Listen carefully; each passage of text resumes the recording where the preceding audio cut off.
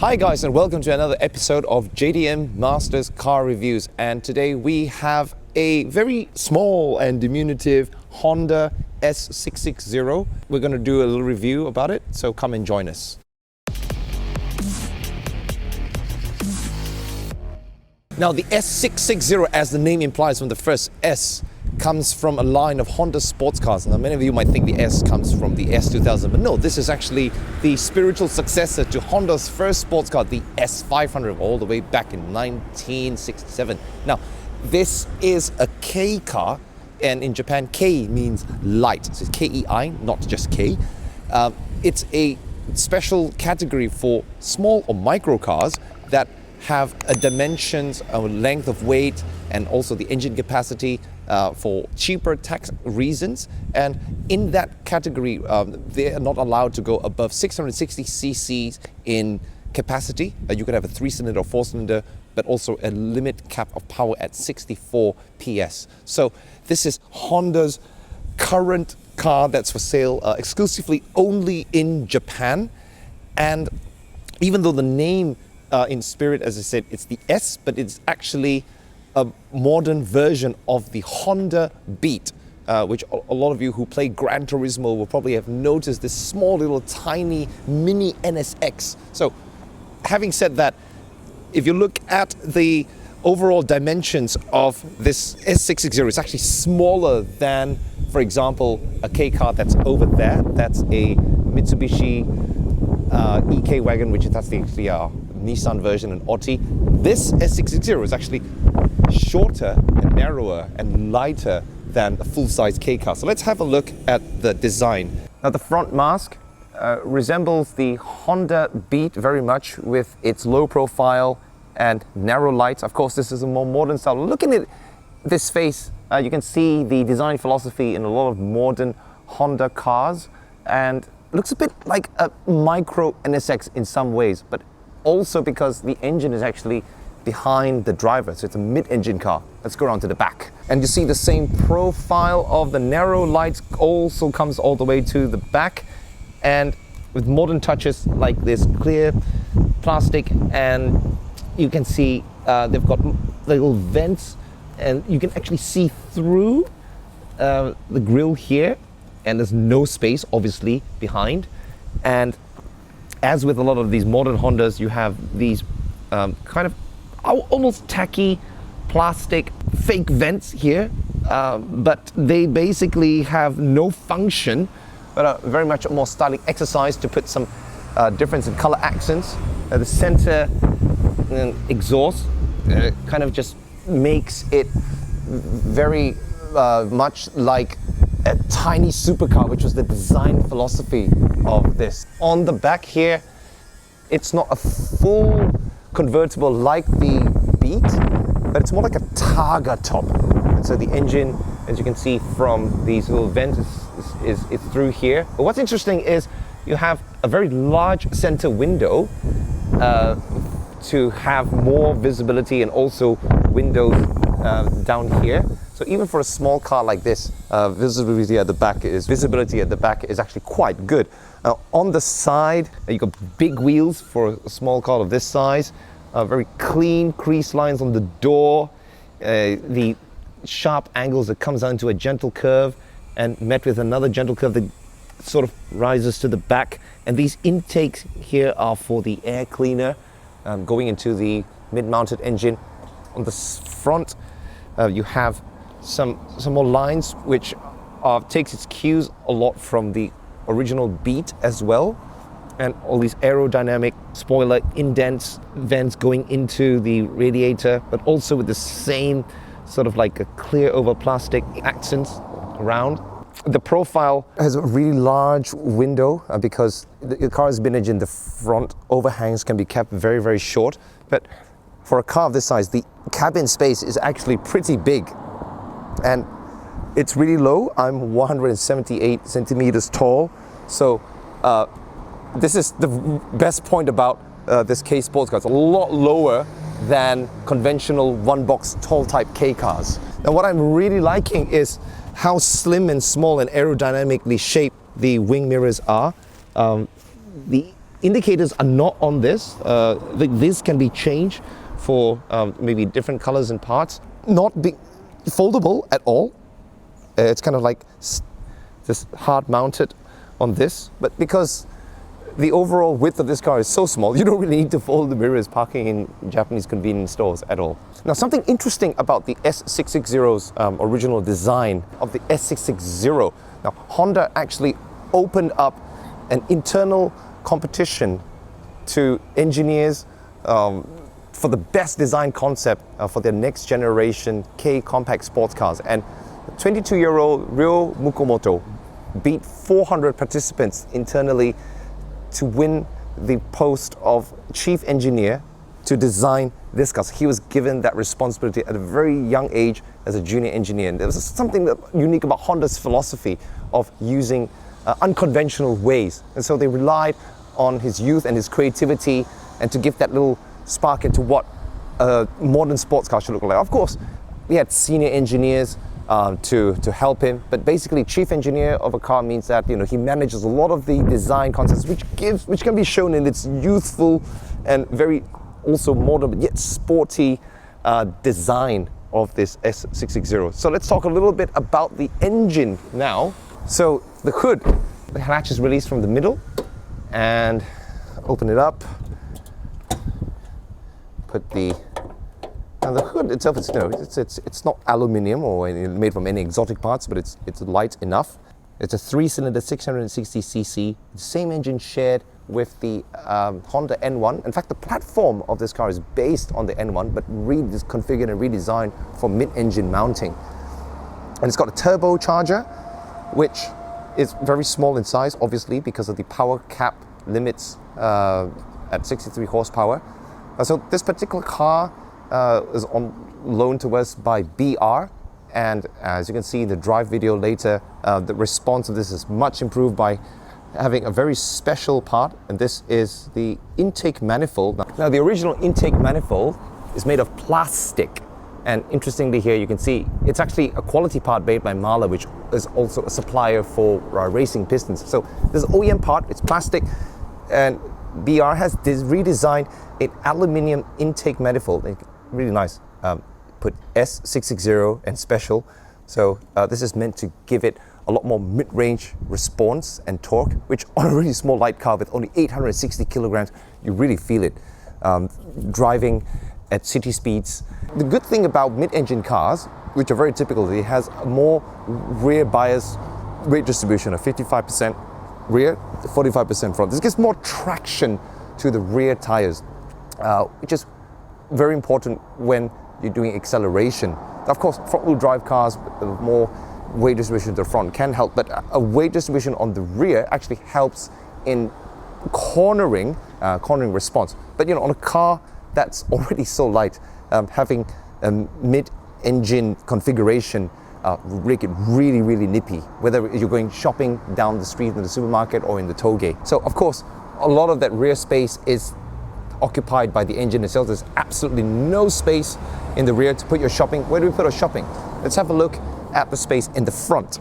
Planning to go shopping with your friends or your partner, there is no space at all for you to put anything. Well, actually there is, but there was supposed to be a cover here where you can put the Targa top, but if you do that, then you'll have to carry the shopping on your knees, basically. So this is not really a car for daily life. It's more like a second car, like you have a big minivan, and perfect for a lot of middle-aged Japanese gentlemen who used to drive sports car before, and they want to have a little fun pocket rocket K toy car. But actually, the price of S660s in Japan is over 2 million yen. Now that even exceeds the basic Honda Fit or a Toyota Vitz. So it's not really that cheap compared to the Honda Beat back in 1991, which is you could get for 1.3 or 1.4 million yen. But why is it so expensive? A lot of the technology goes into the body, and we'll see the interior quality as well. So in the front here, with the front cover taken off, you can see very clearly the battery is placed in front for better weight distribution arrangement. This is the steering gearbox and the steering shaft, and you have, of course, the brake cylinder, the clutch cylinder, washer tank, the radiator, the ABS pump. Typically all these things are placed in the front, but the fuel tank is placed underneath the front seats, which is there's only 2 seats anyway. What am I talking about, right? All right, let's take a look inside. Okay, we're gonna open up the Targa top just to have a bit more space. So there's a center latch and 2 on the side here, like that.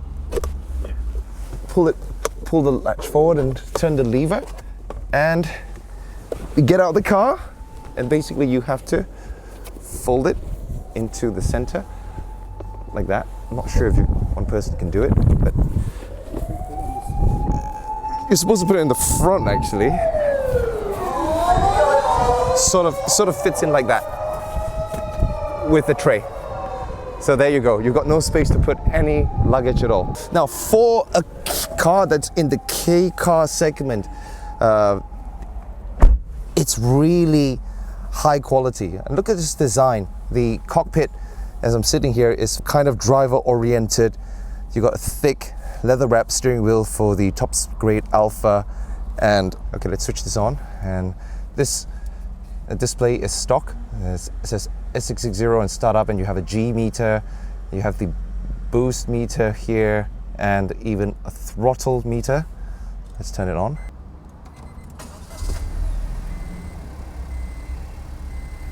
Now the meters are really modern. The tachometer and the speedometer is arranged in a typical, very modern design.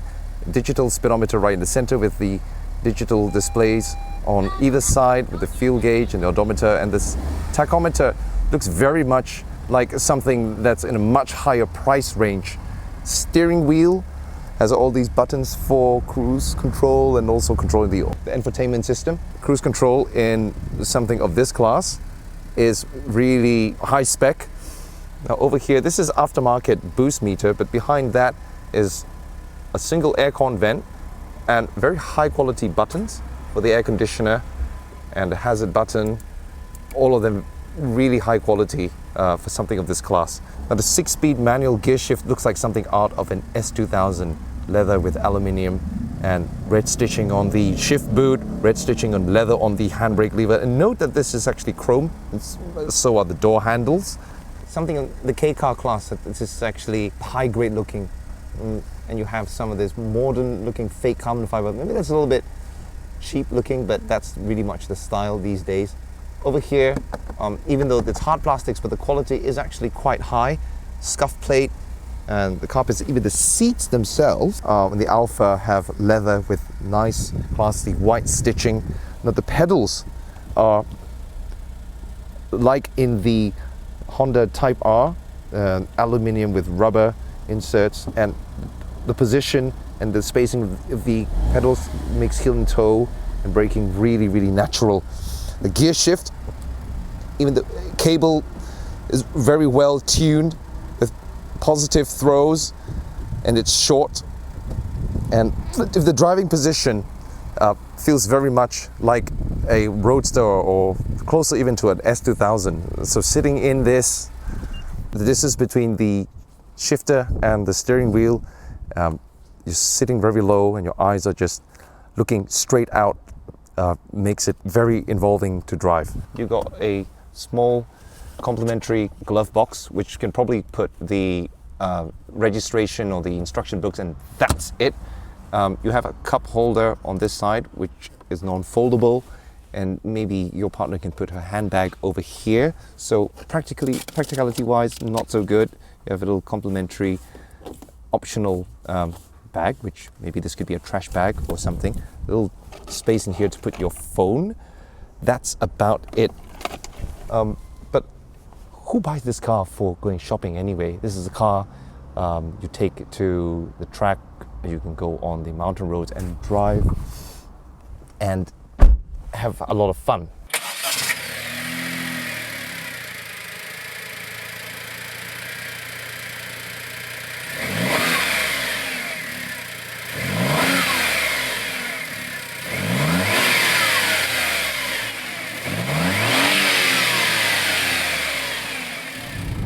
Because it doesn't have the smoothness of an inline 4, it does create like a vibration noise. But on an engine as small as something like this, so second gear going out,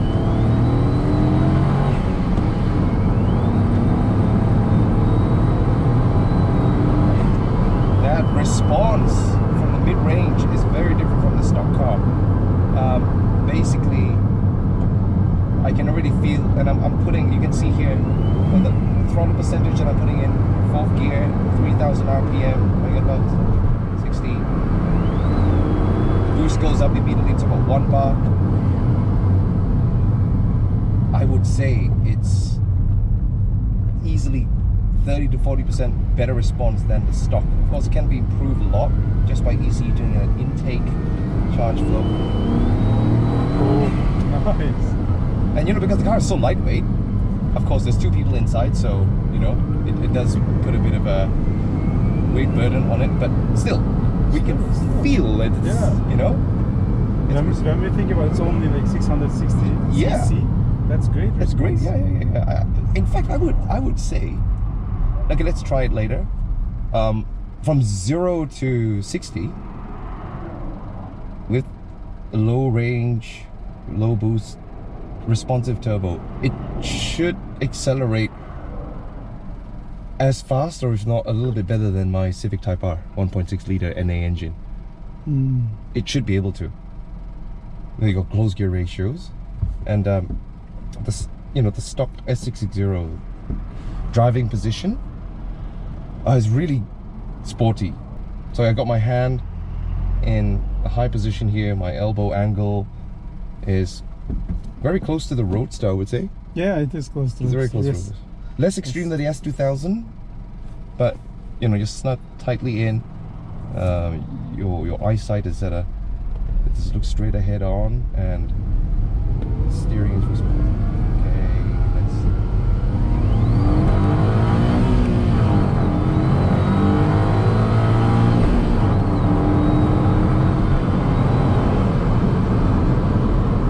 That was pretty impressive.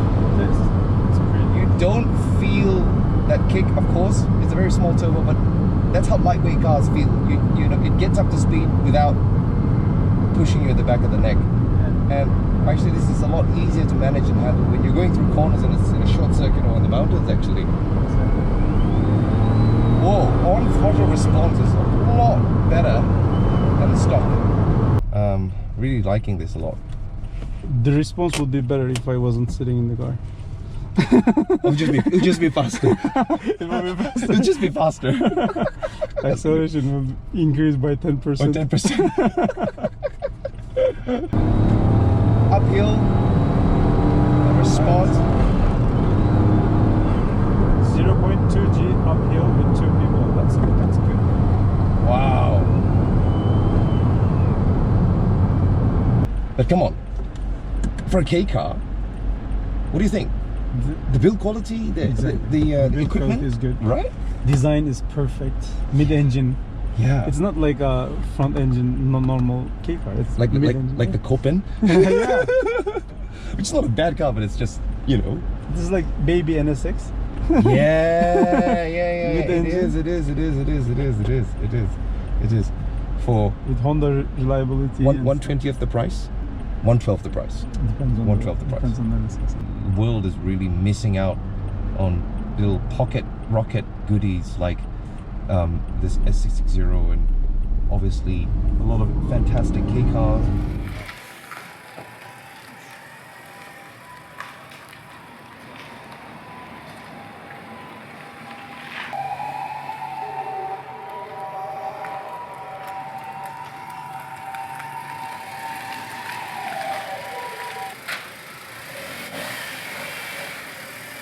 And that was a quick review of the Honda S660. And if you'd like us to review more K cars, and let us know in the comments below what you thought of this little pocket rocket. And we'll be probably taking out for a drive in the tollgate in the future. So until then, thanks for joining us. Peace out.